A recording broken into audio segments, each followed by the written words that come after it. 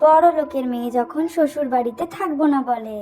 এই ডায়মন্ডের ম্যাচিং এর ইয়াররিংসটা কিন্তু দারুণ লাগছে। এরকম সেম ডায়মন্ডের ইয়াররিংস আমি আমার প্রিন্সেসকে গিফট করব। টিরিরিং ও মাই টিরিরিং গড, আমার টিরিরিং প্রিন্সেসের নাম নিতে টিরিরিং নিতে আমার প্রিন্সেস কল টিরিরিং করেছে। টিরিরিং দেখি তো আমার টিরিরিং প্রিন্সেস কি টিরিরিং। বলছে। হ্যাঁ প্রিন্সেস বলো। হ্যালো মম।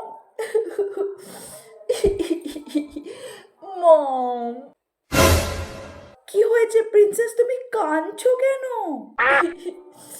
তুমি জানো আমি কেন কাঁদছি? তোমার জামাই কালকে রাতে আমাকে নাইট ক্লাবে যেতে দেয়নি মম। কি? ওই ভিখারি ঘোচুটার এত বড় সাহস কি ও তোমাকে নাইট ক্লাবে যেতে দেয়নি? হ্যাঁ মম। শোনো মম, আমি এর সাথে আর একই ছাদের তলায় কিছুতেই থাকবো না।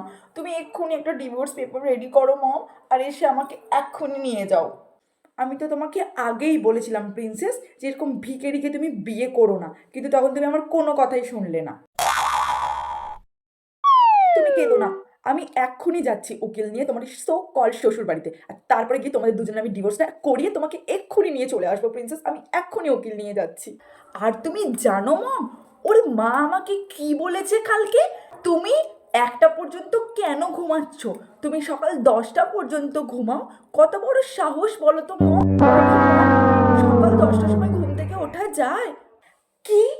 ওর মায়ের এত বড় সাহস! ওর মায়ের চুলের মুটকি ধরে আমি যদি না ঘুরিয়েছি প্রিন্সেস, তুমি শুধু দেখবে। আমাকে যেতে দাও ওখানে একবার।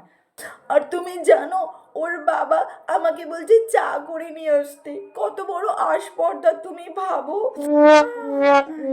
ইউ, ওই ভিখারি লোকটা তোমাকে দিয়ে চা করতে বলেছে? না, কিছুতেই না, আমি আর কিছুতেই মেনে নিতে পারছি না। হ্যাঁ মম, ওরা আমাকে খুব টর্চার করছে। না প্রিন্সেস, যতদূর আমি বুঝলাম তোমাদের বাড়িতে শুধু উকিল নিয়ে গেলে হবে না, আমি মিলিটারি নিয়ে যাচ্ছি। তারপরে দেখো সব কটাকে আমি কি করি। ঠিক আছে মম, তুমি তাড়াতাড়ি করে চলে এসো। আর আমি যখন শ্বশুর বাড়িতে থাকবো না বলি। এই বাবা, ঘরেতে একটু চাল নেই, আজকে তাহলে মুড়ি খেয়ে নি। মায়ের বাইরে ফোন যাবা করছে বলে মনে হয়। দেখি উঠলা তো, কট ফুটে করে না ফোন করছে। মন। হ্যাঁ রে মা বল। হ্যালো মা, বলছি আমি এখনই ওই বাড়িতে আসছি। কি, তুই এই বাড়িতে আসবি? তা জামাইও আসবে রে মা? না, তোমার জামাই আসছে না, আমি একাই আসছি। আমি তোমার জামাইয়ের সাথে থাকবো না। কি? থাকবি না মানে? কেন থাকবি না? কেন মানে? তুমি জানো ও আমার উপরে কত অত্যাচার করে? ও আমাকে তো মারধর করে।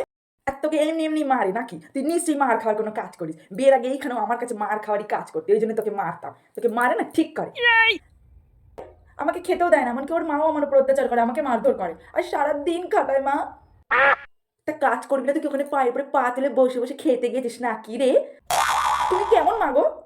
শোন মা, ওইটুকু ঝগড়া তো স্বামী স্ত্রীর মধ্যে হয়েই থাকে। এখন আর এই বাড়িটা তোর বাড়ি নয়। আমার বাড়ি নেই মানে? ওইটা তো আমারই বাড়ি। এটা এখন তোর বাপের বাড়ি, ঠিক আছে? ওই বাড়িটাই তোর আসল বাড়ি, বুঝলি? মেয়েদের বিয়ের পরে আর নিজস্ব কোনো বাড়ি হয় না।